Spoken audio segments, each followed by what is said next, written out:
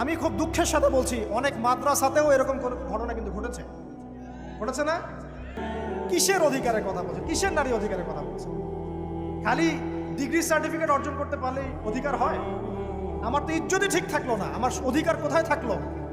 একটা সার্টিফিকেট অর্জন করার জন্য কলেজের মেয়েদেরকে বড় বড় নেতার বেডরুমে ঢুকানো হচ্ছে, দেখেন নাই?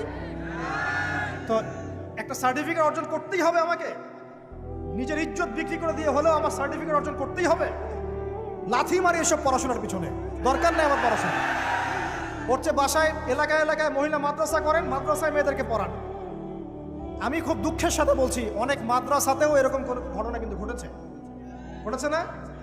এখানে একটা কথা আমরা পরিষ্কার করতে চাই, সেটা হলো যে পাপ পাপী, রেপি, ধর্ষণী, সে আলেম করুক আর জালেম করুক, ইমাম করুক আর জালেম করুক, ফাসেক করুক, সবাইকে সমান শাস্তি নিশ্চিত করতে হবে।